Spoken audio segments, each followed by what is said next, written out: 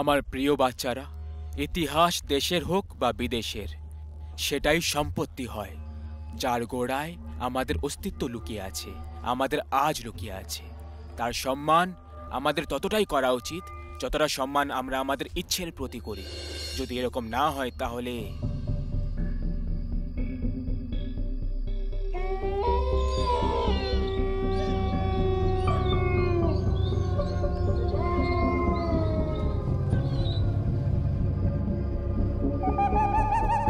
ভাই, জানি না কেন আমার মনে হচ্ছে যে আমাদের এই কেল্লায় যাওয়া উচিত না, খারাপ কিছু হয়ে যাবে। আরে ওই ভিতু, তুইও তো 3 পত্তি খেলার সময় শর্ত লাগিয়েছিলি যে তুই জিতলে আমাদের দুজনকে মাঝ রাতেই কেল্লায় মদ খাওয়াবি। এখন জিতে গেছিস তো পার্টি দিতে তোর ফেটে যাচ্ছে। আরে ভাই, পার্টি দিতে মানা করছি না আমি, এই কেল্লায় যেতে মানা করছি। আমার কথা শোন, আমরা এই গাড়িতে বসে খেয়ে নি। শোন, যদি তোর এতটাই ভয় লাগছে তাহলে তুই এখানেই দাঁড়িয়ে থাক, না হলে বাড়ি ফিরে যা। আমরা ভেতরে যাচ্ছি, চল। আরে ভাই, তোরা দুজনও না 1 নম্বরের জেদি। তোদের থেকে আলাদা থেকে আমি কি টিম পারবো? এই না হলে কথা, চলায়। অমিতের ষষ্ঠ ইন্দ্রিয় ওকে সঠিক সংকেত দিয়ে দিয়েছিল, কিন্তু কথায় বলে না, যখন মৃত্যু আসার হয় তখন মানুষ চাইলে যতই চেষ্টা করুক 1 ইঞ্চিও দূরে থাকতে পারে না। আর ওরা 3 জন তার দিকে এগিয়ে গেল। কি দারুণ কেল্লা বাইরে! এটা দেখে তো প্রথমবার সরকারকে প্রণাম করার ইচ্ছে করছে। হ্যাঁ, কি মেনটেন করেছে ভাই, একটুও কোথাও নোংরা নেই। এখানে নোংরামি করা একেবারে নিষেধ। এখানে নোংরা করলে অভিশাপ দেওয়া হবে। তাহলে এটাই পরিষ্কারের আসল কারণ। কোনো ব্যাপার না, আমার কাছে কয়েকটা পলিব্যাগস আছে, আমরা আমাদের কোণা তাতে রেখে দেব। আরে ও, আমরা এখানে মজা করতে এসেছি, আর মজা ভদ্র হয়ে করা যায় না। যেটা হওয়ার সেটা হবেই। বাকি সরকারি চাকর আসবে সকালে, পরিষ্কার করে দেবে। চলো এবার মজা করা যাক। জীবনে একটা কথা কখনো ভুলবে না বাচ্চারা, যদি তুমি দেশকে স্বচ্ছ রাখতে চাও তাহলে তাতে শুধু সরকারেরই নয়, বরং দেশের প্রত্যেকটা নাগরিকের ভাগিদারি থাকে। যে নাগরিক এই ভাগিদারি থেকে বেঁচে পালায় তার দরকার না তো দেশের থাকে, না পৃথিবীর, আর না টুনাগড়ের কেল্লার। চিয়ার্স! হ্যাঁ রে টাইম না, চল এবার তুই ফেল তোর বোতল। না ভাই, তোরা দেখলে না বোর্ডে কি লেখা আছে? এখানে নোংরা ফেলা একেবারে নিষেধ। আমরা নোংরা ফেলবো না। আরে ভিতু একেবারে ভয় পায় কি এসে ধরে না ফেলে। ভিতু, এই আমি ভিতু নয় বুঝলি, কিন্তু ওই বোর্ড। আরে ঠিক আছে, এখন বোঝাতে হবে না, তুই ভিতু এটাই সত্যি। আমি ভিতু নই। তোরা দুজন বোতল ছুঁড়েছিলি তো, এই দেখ এবার আমি কি করি। আমি এইসব করতে পারি। এই দেখ, আরো দেখ, এইটা দেখ। ও অহংকারী মানুষ, তুই আর তোর বন্ধুরা মিলে এই কেল্লার নিয়মটাকে ভঙ্গ করেছিস। এখানে প্রত্যেক জায়গায় লেখা আছে যে এখানে নোংরা ফেলা নিষেধ, তাহলে কেন করলি? এটা কি হচ্ছে ভাই?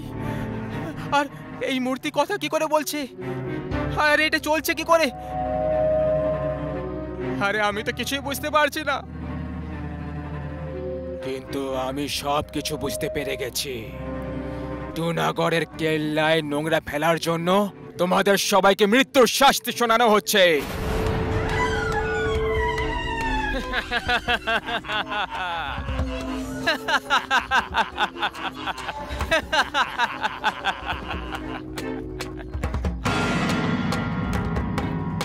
এইসব কি ফাজলামি হচ্ছে? তোরা দুজন মিলে এইসব করেছিস আমাকে ভয় দেখানোর জন্য। কেউ কিচ্ছু করেনি মূর্খ অহংকারী মানুষ। তোরা 3 জন করেছিস মরার জন্য। তৈরি হয়ে যাও।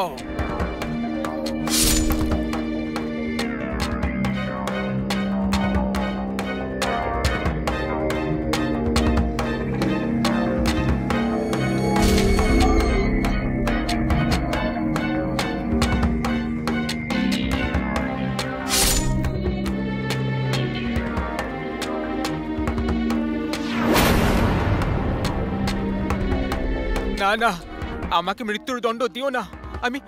আমি মরবো না।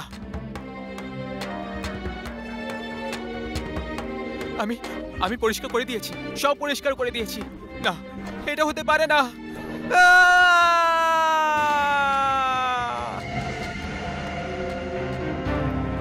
তাই আজকের পরে কোনো কেল্লায় গিয়ে নোংরা ফেলার আগে এটা ভেবে নিও, যদি ওই কেল্লা টুনাগড়ের মতো পরিষ্কারকে পছন্দ করে তাহলে তুমিও মৃত্যুর শিকার হতে পারবে।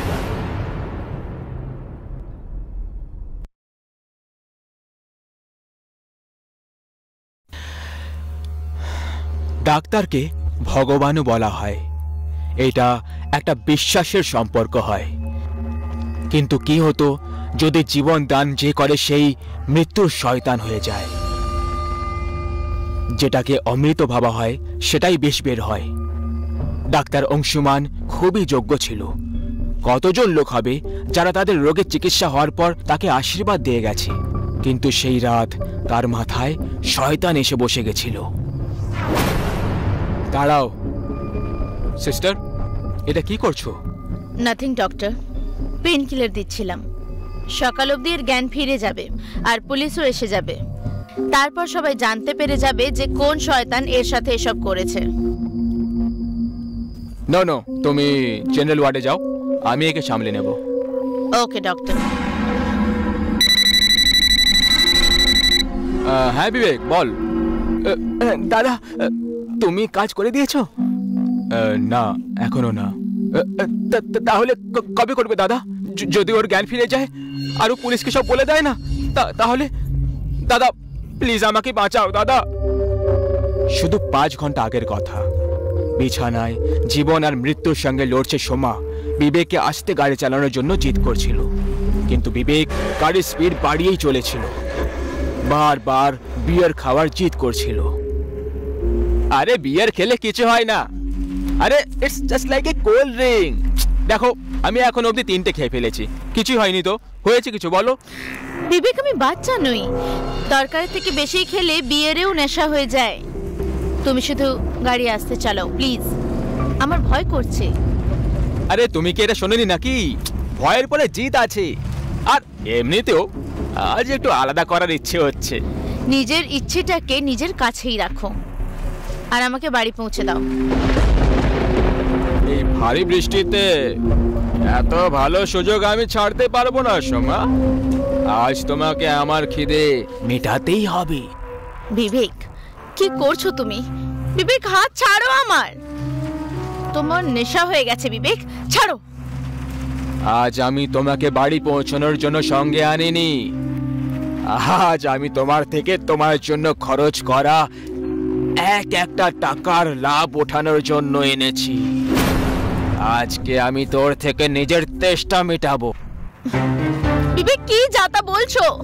ছাড়ো আমাকে।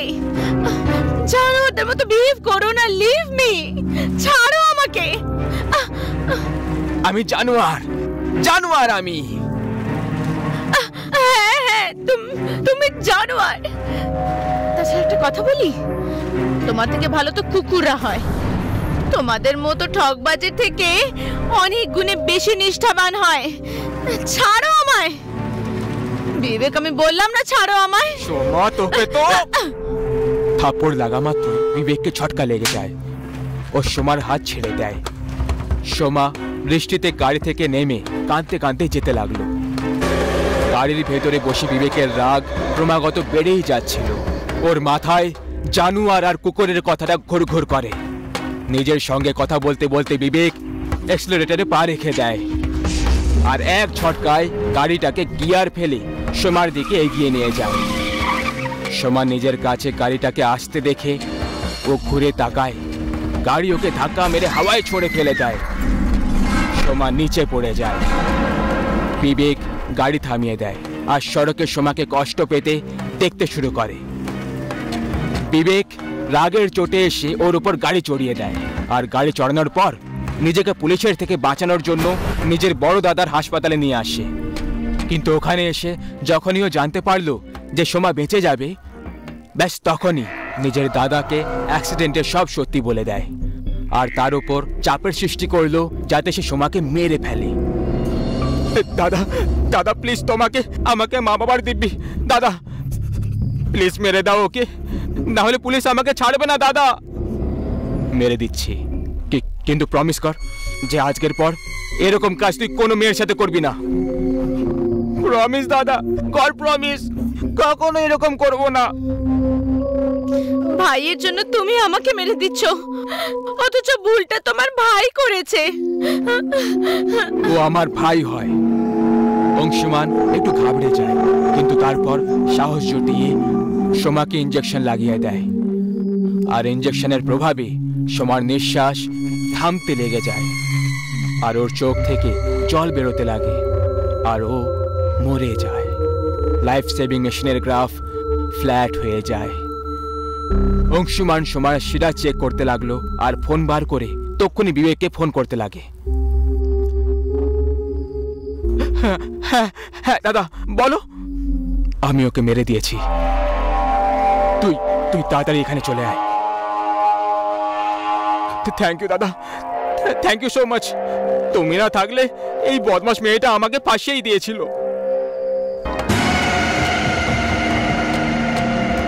তুমি তো সত্যিই ফেসে গেছো। দাদা দাদা এটা কি হচ্ছে? দাদা দাদা দাদা এটা কি?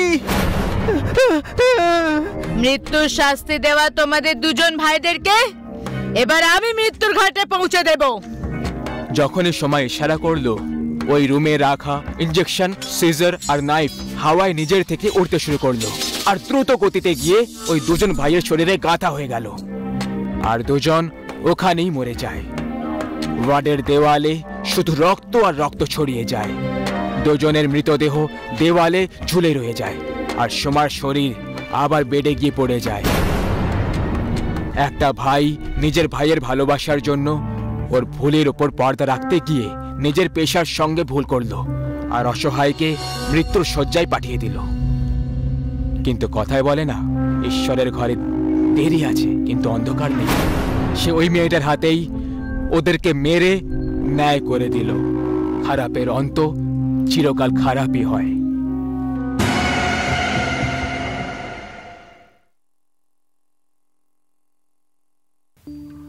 একা থাকা মানুষের জন্য খুব মারাত্মক হতে পারে। যদি একাকিত্ব কারোর জীবনে থাকে, তাহলে তাকে নিজের একাকিত্বকে দূর করার জন্য কোনো অভ্যাস শুরু করা উচিত, বা আগে এগিয়ে অন্যদের সাথে বন্ধুত্ব করার জন্য মনস্থির করা উচিত। কিন্তু ভুলেও কোনো জড় বস্তুর সঙ্গে মন লাগানোর ভুল করা উচিত নয়। কিন্তু এই ভুল করার থেকে সূর্য নিজেকে থামাতে পারল না। সূর্য এক জায়গায় একটা ভালো চাকরি করছিল, খুব টাকাও রোজগার করছিল, কিন্তু শহরের ছোটা দৌড়ের কারণে ও একদম একা ছিল। চাকরি থেকে বাড়িতে ফিরে এসে সবার আগে অবধি ঘর সাজানোর পর আবার সেটাকে নষ্ট করে দেওয়া সূর্যের রুটিন ওয়ার্ক ছিল। এরকম করে নিজেকে ব্যস্ত রেখে নিজের একাকিত্বকে দূরে রাখত। সূর্যের এই অভ্যেসটাই হয়তো ঠিক ছিল। ওর এই অদ্ভুত পাগলামি ব্যবহারের থেকে না তো কারোর সমস্যা ছিল, আর না নিজের কোনো লোকসান। কিন্তু একদিন খবরের কাগজ পড়ার সময় ওর নজর বিজ্ঞাপনে পড়ে যায়। একটা বলতে পারা ইলেকট্রনিক পুতুলের সাহায্যে লোকেদের একাকিত্ব দূর করার দাবি করছিল। বিজ্ঞাপন দেখেই সূর্য এক্সাইটেড হয়ে গেল, আর ও কাগজে দেওয়া ওয়েবসাইটে গিয়ে ওই পুতুলটা কিনে নিল। কিন্তু ওই বেচারা এটা কি জানতো যে ওটা বলতে পারা পুতুল নয়, ওর মৃত্যুর পুতুল কিনছে। স্যার, আপনার পার্সেল এখানে এখানে সাইন করে দিন।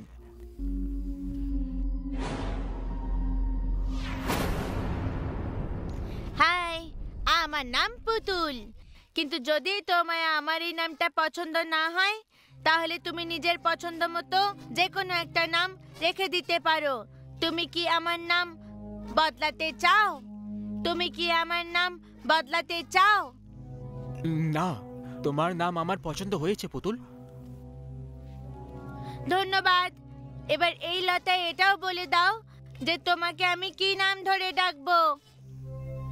সূর্য, তুমি আমাকে সূর্য বলে ডাকতে পারো।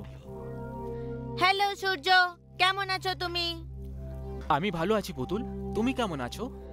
আমিও ভালো আছি। এই বাড়িতে কি সূর্য আর পুতুল ছাড়া আর অন্য কোনো সদস্য আছে? যদি থাকে তাহলে পুতুল তার সাথে দেখা করতে চায়। না পুতুল, দুর্ভাগ্যক্রমে তুমি আর আমি ছাড়া এই রেন্টেড হাউসে আর কেউ থাকে না। দাঁড়াও, আমি তোমার সুন্দরতা আরো বাড়িয়ে দিচ্ছি। এখানে বাড়ির মালিকেরা একটা আলমারি রাখা আছে, ওতে হয়তো তোমার জন্য কাপড় পাওয়া যায়। এটা ভালো হয়েছে যে পুরনো ভাড়াতে এখানে কিছু কাপড় ছেড়ে গেছে। এটা তো মনে হচ্ছে পুতুলের জন্যই বানানো হয়েছে। দেখো কত সুন্দর কাপড় এনেছি তোমার জন্য।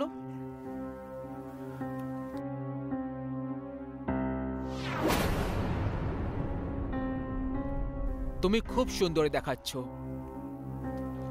একাকিত্ব রোগে ভোগা সূর্য প্রথমে তো কিছু না ভেবেচিন্তে প্রাণহীন ডল নিল, তারপর ওকে এক অজানা লোকের কাপড় পরিয়ে দিল। ওই কাপড় তনুর ছিল। তনু 1 নম্বরের জেদি মেয়ে ছিল। ওর মোবাইলে গল্প শোনার খুব অভ্যাস ছিল, যে কারণে একদিন ওর বাবা ওর মোবাইলটা কেড়ে নেয়। বাবা, আমি কতবার বারণ করেছি যে এইভাবে আমার থেকে মোবাইল নিও না। আমি মোবাইল নিইনি, আমি নিতে বাধ্য হয়েছি তনু। এই মোবাইলের কারণে না তুমি পড়াশোনা করো না কিছু লেখো, শুধু সকাল থেকে এতে গল্প শুনতে থাকো। এইভাবে চলতে থাকলে তুমি ফেল হয়ে যাবে। আজ তুমি আমার পাস আর ফেল হওয়া দেখতে পাচ্ছ। ছোটবেলা থেকে আজ অবধি কতগুলো এক্সাম দিয়ে ফেলেছি, তখন কেন দেখাওনি এই ভালোবাসা আমাকে? মা বান্ধবীদের সঙ্গেই মত্ত থাকতো, আর তুমি নিজের কাজে। মা বাবা থাকা সত্ত্বেও অনাথের মতো বড় হয়েছি আমি। তুমি শুধু বড় হওনি তনু, খুব নোংরাও হয়ে গেছো। যদি এতই রাগ হচ্ছে তাহলে যাওয়ার আগে মেরেই দাও না আমাকে, সব প্রবলেমই শেষ হয়ে যাবে। তোমার যা ইচ্ছে করো, মরতে চাইলে মরে যাও, কারণ এই মোবাইল এখন তোমাকে দেওয়া হবে না। এরই জন্য তোমার আজ এই অবস্থা। ঠিক আছে ড্যাড, যদি তুমি এটাই চাও তাহলে এটাই ঠিক। হয়তো আমি মরে গেলেই তুমি খুশি হবে।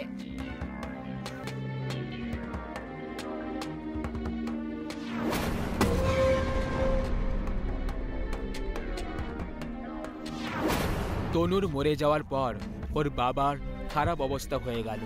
সে ওই বাড়িটা ওই অবস্থাতেই ছেড়ে ওখান থেকে চলে যায়। সূর্য আর নিজের ডলকে সেই তনুর কাপড় পরিয়েছিল, আর এটা হওয়া মাত্রই পুতুলের আওয়াজ একদম নর্মাল মেয়েদের মতো হয়ে গেল। পুতুল, এই কাপড় পরে তোমাকে খুব সুন্দর দেখাচ্ছে।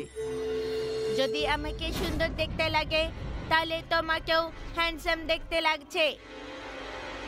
তুমি তুমি তো একদম সত্যিকারের মেয়েদের মতো কথা বলছো। আমি তোমার কথা বলার ঢং দেখে খুব খুশি হয়েছি সূর্য, সেজন্য আমি নিজের আওয়াজ বদলে নিয়েছি। তোমার আওয়াজ খুব মিষ্টি, মন করছে গোটা জীবন তোমার কথা শুনতে থাকি। যদি তোমার এটাই ইচ্ছে তাহলে এই আওয়াজ সারা জীবন এরকমই হয়ে যেতে পারে, কিন্তু একটা শর্ত আছে। কেমন শর্ত? তোমাকে প্রত্যেকদিন রাত্রে আমাকে একটা নতুন গল্প শোনাতে হবে। যদি বারণ করো তাহলে আমার আওয়াজ আবার মেশিনের মতো হয়ে যাবে। না না, এরকম করো না। এই আওয়াজটা ভালো, শুধু ভালো নয়, খুব ভালো। আমি কথা দিচ্ছি তোমাকে, আমি তোমাকে প্রত্যেকদিন একটা নতুন গল্প শোনাবো। আর যেমন কি এখন রাত হয়ে গেছে, তাই আজকের গল্প হলো তোমারই মতো এক সুন্দরী মেয়ের গল্প।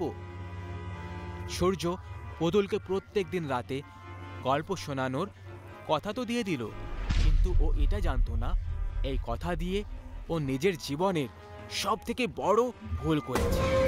পুতুল সূর্যকে একটা রুটিনে বেঁধে দিয়েছিল। মানুষের যদি কোনো বাধ্যতা না থাকে তাহলে তাকে অনুশাসন আর নিয়মে বাঁধাটা খুব কঠিন কাজ হয়। খুব তাড়াতাড়ি সেই রাত চলে এলো যেটার ভয় ছিল। সূর্য পুতুলকে গল্প শোনাতে শোনাতে ঘুমিয়ে পড়ে। সূর্য, সূর্য ওঠো, বলো না অশ্বত্থ গাছের ডাইনি কি করলো?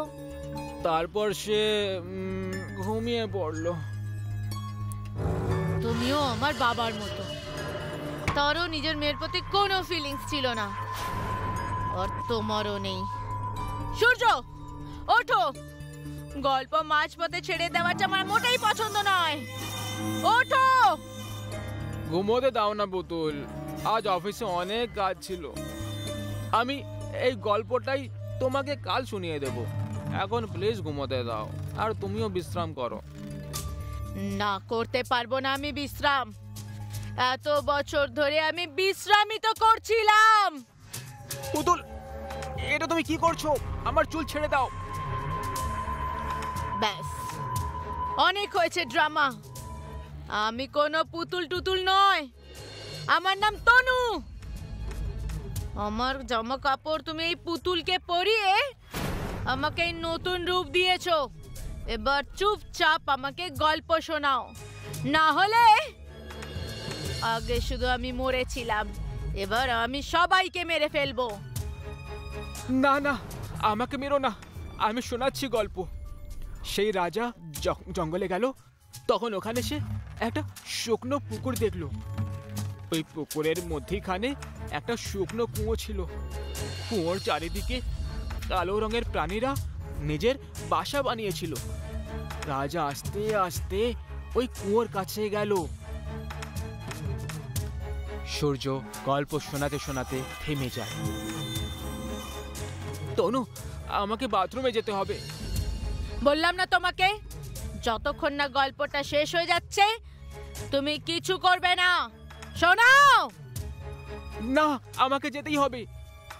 তনুর কথার অমান্য করবি, ঠকবাজ।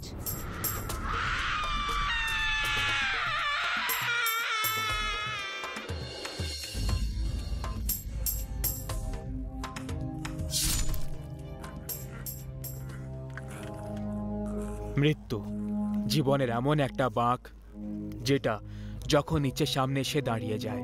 কিন্তু যদি সূর্য একটু ধ্যান দিত, তাহলে সে নিজের মৃত্যুর হাত থেকে বেঁচে যেত।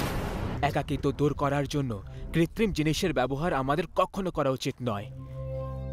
এই কৃত্রিম জিনিস আমাদের থেকে নিজেদের আসল অস্তিত্ব কেড়ে নেয়। সেই জন্য আমাদের সেরকম বন্ধু বানানো উচিত যাদের সামনে থেকে দেখা যায়, যাদের মধ্যে প্রাণ থাকবে, অনুভব থাকবে, প্রেম থাকবে। তনু মোবাইলের জন্যই মরেছিল। সূর্য, পুতুল আর তনুর জন্য এখন কে জানে কার একাকিত্বের নম্বর রয়েছে। আমাকে কথা দিয়ে সেটা ভেঙে দেওয়ার এটাই আসল শাস্তি, মৃত্যু।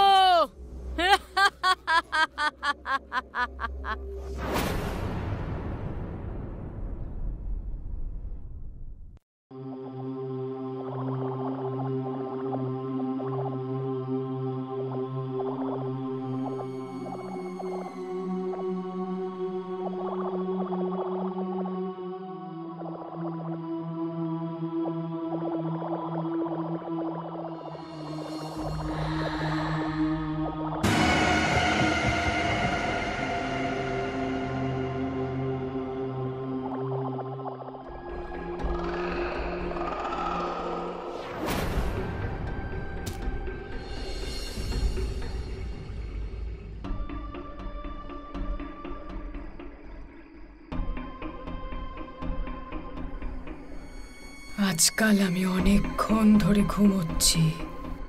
এরকম চলতে থাকলে তো আমার আলুর ক্ষেত নষ্ট হয়ে যাবে। তাড়াতাড়ি গিয়ে জল দিয়ে আসি।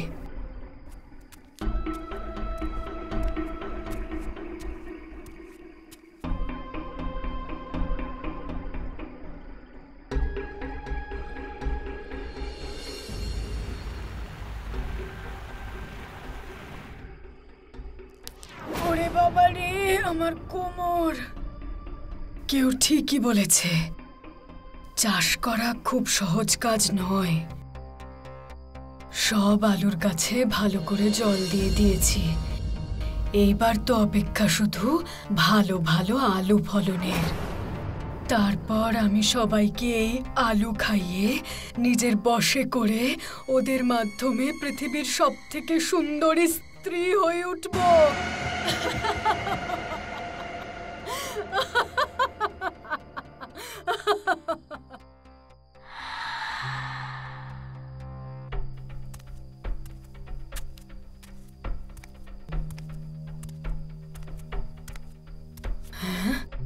আমি তো ফসলে জল ভালো করেই দিয়েছি, আলুতে যেন সেগুলো ভালোভাবেই যায়।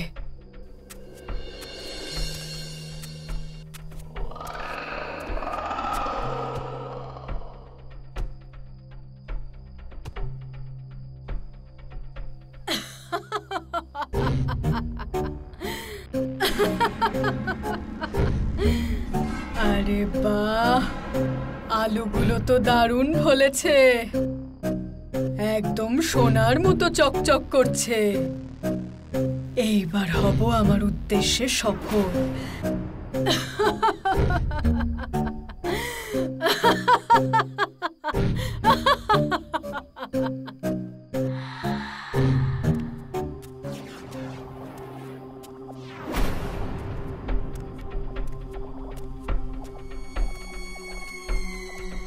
আলু নেবে? তাজা তাজা আলু, বড় বড় আলু, ছোট ছোট, সব রকমের আলু নিয়ে যাও। খুব কম দামে আলু নিয়ে যাও।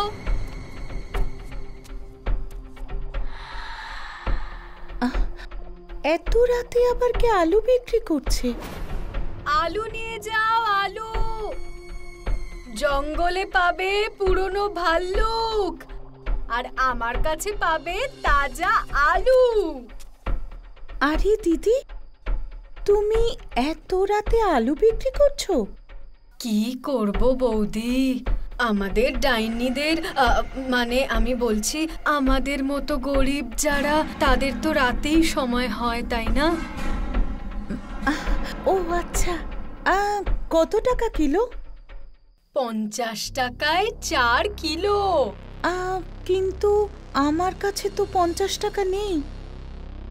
যত আছে তাই দিয়ে দাও। দিয়ে তো দিতাম, কিন্তু আমার কথায় কিছু মনে করো না, তুমি আলু বেশি দামে বিক্রি করছো। কি বৌদি, তোমার বেশি মনে হচ্ছে, তাহলে 25 টাকা দিয়ে দাও, তুমি খুশি থাকো ব্যাস। 25 নয়, পুরো 20 টাকা দেব। যদি দিতে চাও দাও, না হলে তুমি তোমার আলু নিয়ে চলে যাও। বলো কি বলছো? কি আর বলবো বৌদি, আমার তো তোমার ব্যবহার খুবই ভালো লাগছে। তুমি এক কাজ করো, তুমি 20 টাকায় 4 নয় 5 কিলো নিয়ে যাও। মনে হচ্ছে এই মেয়েটা খুব বোকা, নয়তো 200 টাকার আলু 20 টাকায় বিক্রি করছে। যাক, আমার কি, ওর মন বদলে যাওয়ার আগেই আমি আলুটা নিয়েই নিই। কি ভাবছোটা কি বৌদি, ওজন করে দিয়ে দিই? হ্যাঁ হ্যাঁ, ওজন করো, ওজন করো। এই নাও বৌদি, আলু নিয়ে যাও। আর এই নাও তোমার টাকা।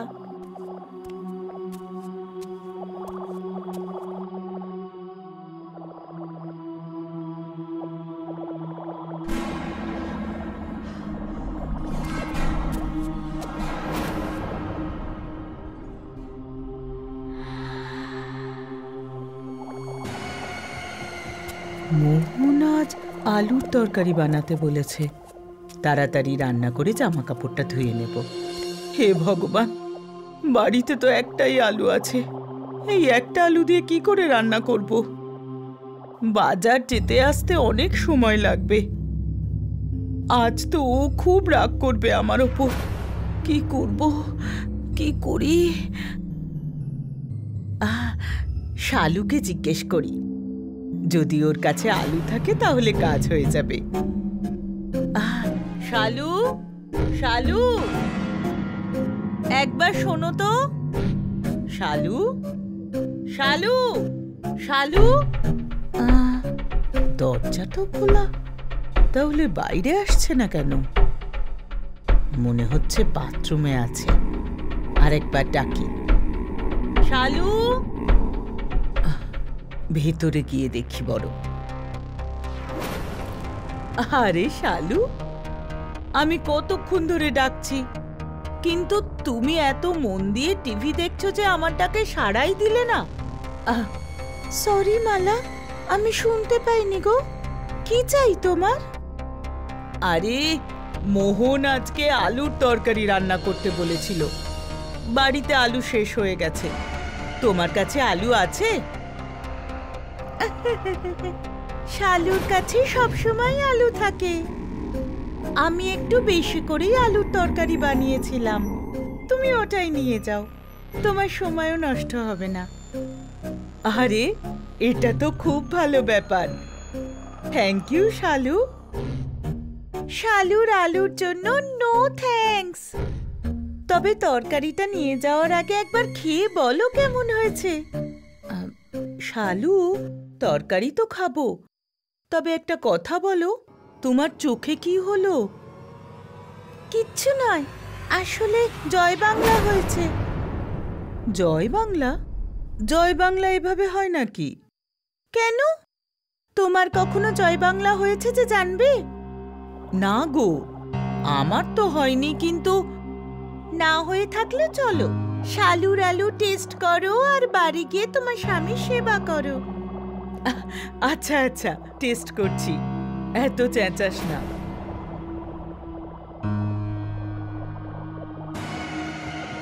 শালুর আলু ডাইনির ভালো সব এক, আমরা সবাই এক।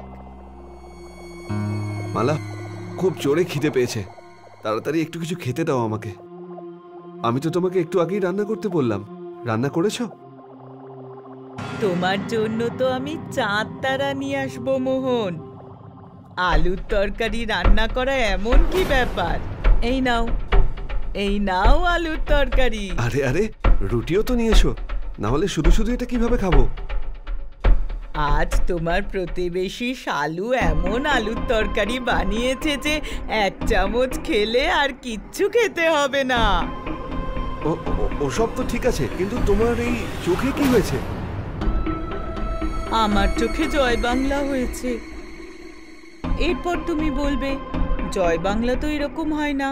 তখন আমি জিজ্ঞেস করব যে তোমার জয় বাংলা হয়েছে, তুমি তখন আমায় উত্তর দেবে যে হয়নি। তখন আমি তোমায় বলবো যে তোমার যখন জয় বাংলা হয়নি, তাহলে তুমি কি করে জানবে যে জয় বাংলা কেমন হয়? তাহলে কেন এত কথা বলছো? আগে তরকারিটা খাও। আরে আরে, তোমার কি হয়েছে?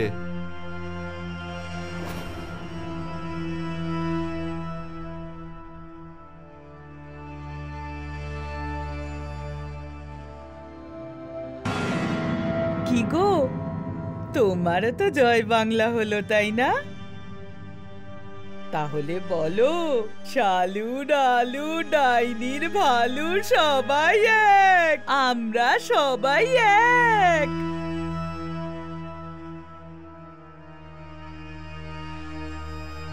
এই তো দারুণ ব্যাপার।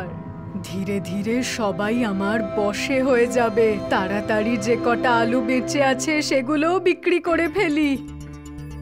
আলু নিয়ে নাও, আলু ফ্রিতে, আলু নিয়ে নাও, সরকার থেকে আলু দেওয়া হচ্ছে, নিয়ে নাও। ফ্রি স্কিমের আলু নিয়ে নাও, আলু নিয়ে যাও, আলু। আমাকেও দাও, আমাকেও দাও, আমাকেও দাও, আমাকেও দাও, আমাকেও দাও, একটু আমাকে দাও। আরে আরে আরে আরে, দাঁড়াও দাঁড়াও দাঁড়াও, তোমরা লড়াই করো না। তোমরা তো 3 জন আছো, 3 জনই ভাগাভাগি করে আলু নিয়ে যাও, তাহলেই হলো।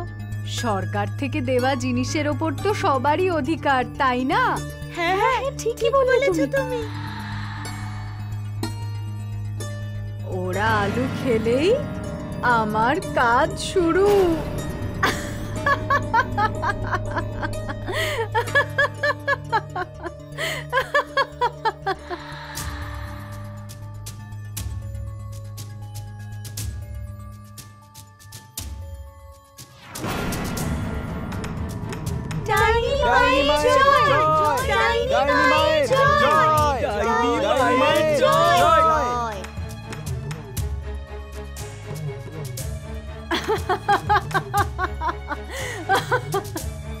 আমার আলু কাজে দিয়েছে। এখন থেকে তোমরা সবাই আমার দাস। এইবার আমি যা বলবো তোমাদের সেটাই করতে হবে। আমি এই পৃথিবীর সবথেকে সুন্দর রমণী হতে চাই। সেই জন্য আমাকে 100 জন পুরুষের রক্ত দিয়ে স্নান করতে হবে। তাহলে যাও, 100 জন তরুণ যুবককে ধরে নিয়ে এসো। যাও। বাঁচাও বাঁচাও বাঁচাও বাঁচাও।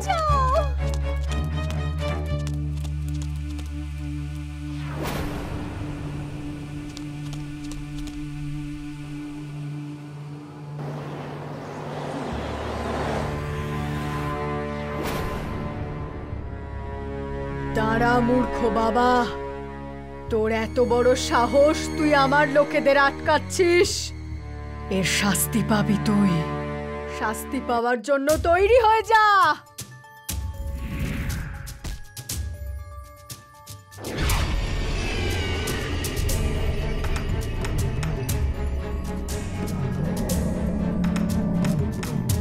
জয় মহাকাল।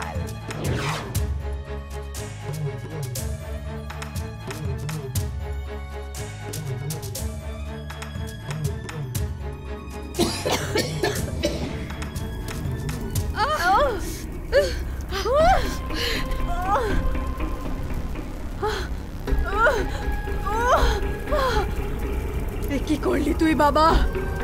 ওদেরকে আমার সম্মোহন থেকে বাইরে বের করে তুই আমার উদ্দেশ্য ব্যর্থ করলি। আর আমার আমার আমার শরীর পুড়ছে কেন? থামা এটাকে, থামা বলছি, থামা, বন্ধ কর। যতক্ষণ মহাকাল এই সাধু বাবার সাথে আছে, কোনো ডাইনি, পেতনি, ভূত, প্রেত কেউ আমার কিচ্ছু করতে পারবে না। জয় মহাকাল। জয় মহাকাল।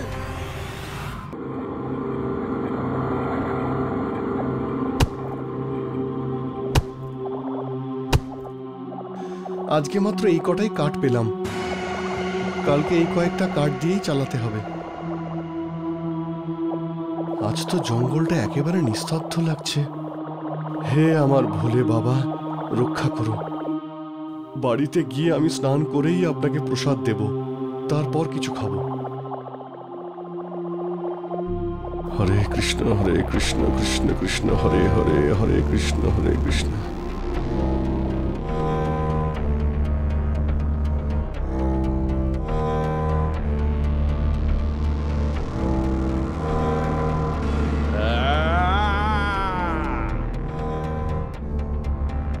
হে ভগবান, এ কিসের শব্দ? এ তো খুবই ভয়ঙ্কর। তাড়াতাড়ি এখান থেকে পালা রঘু।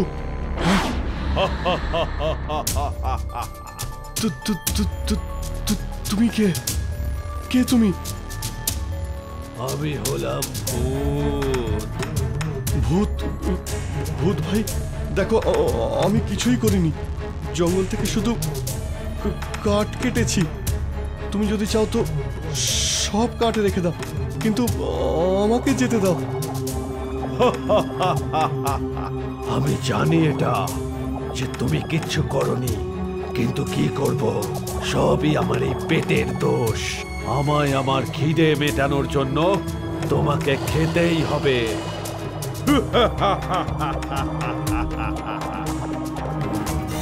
ভূত ভাই, এই রাবণের মতো হেসে ভয় দেখিও না, আমাকে এখান থেকে যেতে দাও।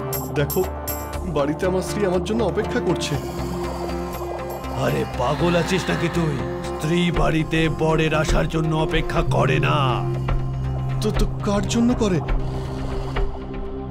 ছাগলের, যাকে সে প্রতিদিন কেটে খায়। আমি তো তাই তোকে মেরে তোর এই দুঃখী জীবন থেকে তোকে মুক্ত করে দেব। না ভূত ভাই, আমি আমার মায়ের দিব্যি দিয়ে বলতে পারি যে আমার স্ত্রী এরকম নয়। ও তো ততক্ষণ কিছুই খায় না যতক্ষণ না আমি বাড়িতে যাই। আর এমনিতেও যতক্ষণ না এই কাঠগুলো নিয়ে আমি ওই মালিককে বিক্রি করছি, ততক্ষণ বাড়িতে খাবার কিছুই থাকবে না। আমরা স্বামী স্ত্রী সাধারণ মানুষ ভাই, আমরা আগে থেকেই মরে রয়েছি। আমায় ছেড়ে দাও ভূত ভাই। তোর গল্পটা তো অনেক ভয়ঙ্কর, আমার থেকেও অনেক ভয়ঙ্কর। তাও কি করব, ভূত যদি তোমার সঙ্গে বন্ধুত্ব করে তাহলে খাবেটা কি? আরে তো বলো না ভূত ভাই, তুমি যদি ঘাস খেতে চাও তাহলে আমি এখনই কেটে নিয়ে আসছি, সারা মাস চলে যাবে। আরে বোকা হাঁদা একটা, একটু পড়াশুনো করিসনি? একটা কথা ছিল। কিন্তু এটা তো ভূত ভাই কথার কথা যে ঘোড়া ঘাসের সঙ্গে বন্ধুত্ব করলে খাবেটা কি? আরে পাগল, এখানে ঘোড়া হলাম আমি। কিন্তু তুমি তো ভূত। আরে এই মানুষ, আমাকে তুই বিরক্ত করিস না, আমি প্রথম থেকেই পরিশ্রান্ত। আমার এখন খিদে পেয়েছে, আমি তোকে ছাড়তে পারবো না, ক্ষমা করিস আমায়। এই ভূত তো আমাকে খেয়েই ফেলবে। যদি ওকে খাবার লোভ দেখাই তাহলে বেঁচে যাব। 1 মিনিট ভূত ভাই, আমার কথা শোনো, তারপর যদি চাও আমাকে তুমি খেয়ে নিও। তাড়াতাড়ি বল। তুমি যদি আমাকে ছেড়ে দাও তাহলে রোজ তোমার জন্য খাবার নিয়ে আসবো, মায়ের দিব্যি বলছি। ডিলটা তো ভালোই মনে হচ্ছে, কিন্তু যদি তুই না আসিস তবে? আমি তোমাকে আমার বাড়ির ঠিকানা দিয়ে দিচ্ছি ভূত ভাই। আমি যদি না আসি তাহলে তুমি আমার বাড়ি এসে আমাকে আর আমার স্ত্রীকে খেয়ে ফেলো। তোর কথা তো ঠিকই, কিন্তু আমার কাছে এর থেকেও ভালো আইডিয়া আছে। শোন, যদি তুই আমার খিদে মিটিয়ে দিস তাহলে আমিও তোকে এমন কিছু দেব যাতে তোর এই দুঃখ কয়েকদিনের মধ্যেই দূর হয়ে যায়। বল, কি বলছিস? আমি তো বলেই দেব, কিন্তু তুমি কি করে জানলে যে আমি খুব গরিব? আরে যেসব মানুষ বনের গাছ কেটে কাঠ বেচে সংসার চালায় তারা কি কোনো রাজা মহারাজা হবে নাকি? কথা বলছে। কিন্তু হ্যাঁ, একটা কথা মনে রাখিস, কাল যদি তুই খাবার না আনিস তাহলে তুই আর তোর বউ দুজনেই শেষ। ঠিক আছে রাবণ ভাই, মানে ভূত ভাই, আমি বুঝতে পেরেছি। আমি অবশ্যই কালকে খাবার নিয়ে আসবো। ঠিক আছে, যা। কিন্তু এখন কি কিছু খাবার দাবার আছে তোর কাছে? হ্যাঁ, আমার কাছে চানা আছে। ঠিক আছে, তাই দে ভাই, আজ এটা দিয়েই কাজ চালিয়ে নি, কিন্তু কাল কিন্তু একদম, হ্যাঁ যা এখন। চানাটা ভালোই। আচ্ছা ঠিক আছে ভূত ভাই, খুব বাঁচা বেঁচে গেছি। তারপর কি হলো? আরে তারপর আবার কি হবে, বেঁচে গেছি, না হলে তো ওই ভূত আজকে আমাকে মেরেই ফেলতো। আরে সেসব তো ঠিক আছে, এখানে এখন আমাদের দুজনেরই খাবার জুটছে না, ওকে কি করে খাওয়াবো? তুমি চিন্তা করো না, আমি কিছু ভেবে রেখেছি।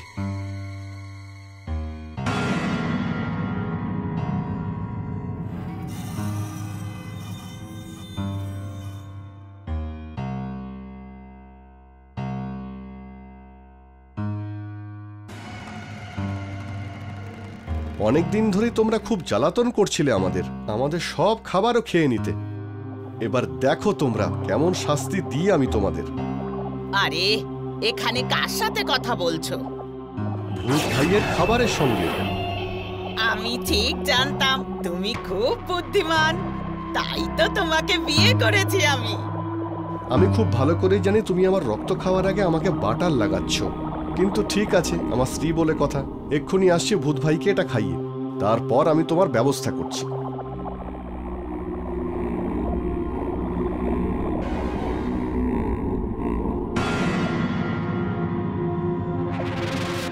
ভূত ভাই, এই নাও, তোমার জন্য খাবার এনেছি।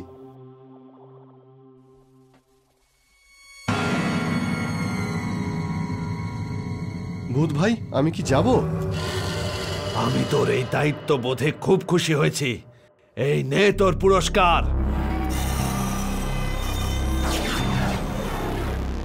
সোনার মুদ্রা, এরপর থেকে তো আমাকে আর কষ্ট করতে হবে না।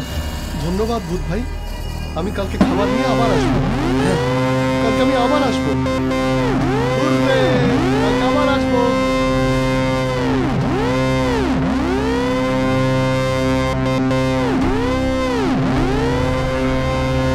এই যে সুন্দরী, এই দেখো সোনার মুদ্রা, আর আমাদের কোনো কষ্ট থাকবে না, আমরা বড় লোক হয়ে যাব।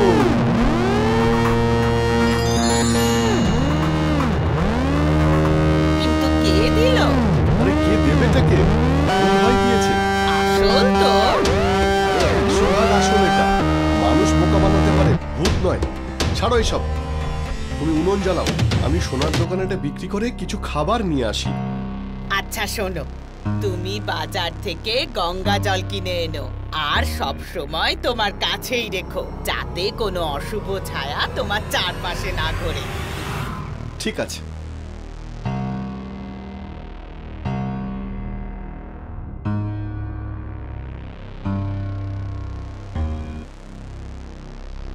নমস্কার মালিক। হ্যাঁ নমস্কার নমস্কার। ব্যাপার কি রঘু তোমার? বলো কিভাবে সেবা করতে পারি তোমার? দেখুন মালিক, আসলে একটা ব্যাপারে আমাকে আসতে হলো। আর এই গরিব লোকটা স্বর্ণমুদ্রা আবার কোত্থেকে পেল? লোকটা জঙ্গলে কোনো গুপ্তধন পেয়ে যায়নি তো? ঠিক আছে, ওকে টাকা দিয়ে দিই, তারপরে খোঁজ নেব। এটা কোথা থেকে পেলে তুমি? কোনোভাবে চুরির মাল তো নয়? আরে না মালিক, এটা চুরির নয়, এটা সততার পুরস্কার। আপনি টাকা দিন। হ্যাঁ হ্যাঁ নিশ্চয়ই দেব। এখন একে সঠিক দাম দিয়ে দিই, পরে আমি দেখব যে স্বর্ণ মুদ্রাটাও পেল কোত্থেকে। আচ্ছা মালিক, আমি চলি।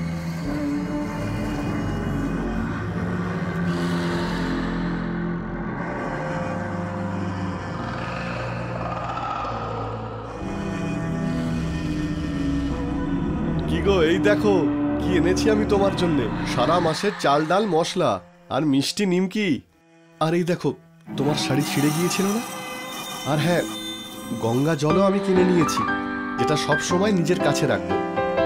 আমি জানতাম একদিন তুমি আমার সমস্ত ইচ্ছা পূরণ করবে, তাই জন্যই তো তোমায় আমি বিয়ে করেছি।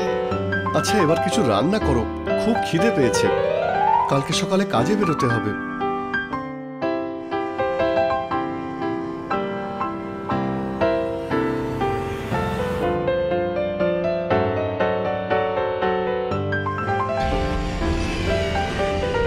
আমি বরং গাছে উঠে লুকিয়ে থাকি, ওখান থেকেই রঘুর ওপর নজর রাখবো।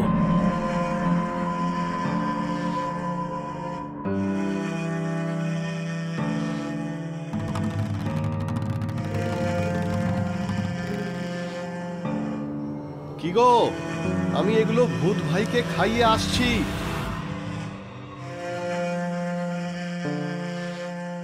এখন আবার চললো কোথায়? ধাওয়া করতে হবে।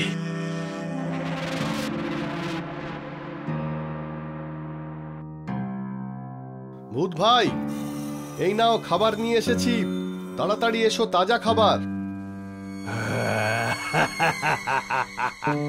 ঠিক সময় এসেছিস তুই ভাই, আমি তোর জন্যই অপেক্ষা করছিলাম। খুব জোরে খিদে পেয়েছে আমার, দে খাবার দে।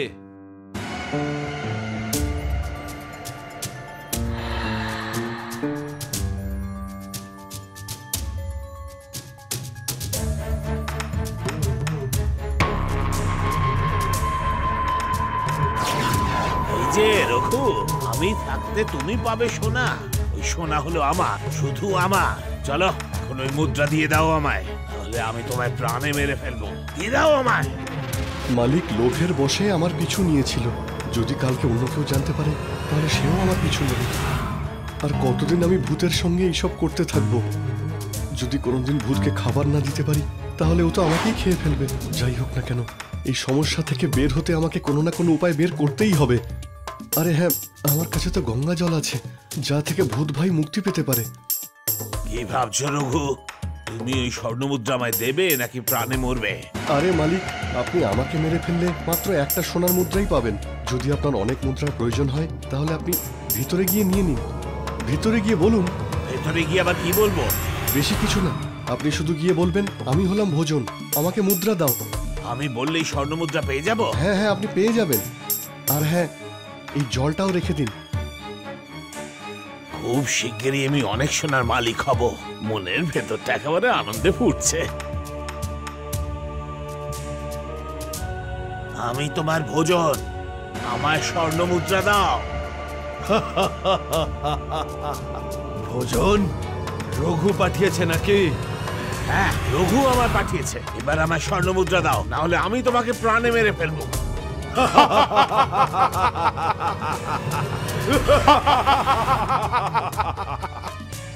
আচ্ছা, তুই আমাকে মারবি? তোর দেখাচ্ছি মজা। আয়, তুই আমার পেটে বিশ্রাম কর। এটা কি হচ্ছে? এটা কি? আমার শরীর জ্বলে যাচ্ছে কেন? কাজ হয়ে গেছে, লোভী মালিকও মারা গেছে আর ভূতও মুক্তি পেয়ে গেছে। এবার আমি মন দিয়ে পরিশ্রম করে অনেক আয় করব।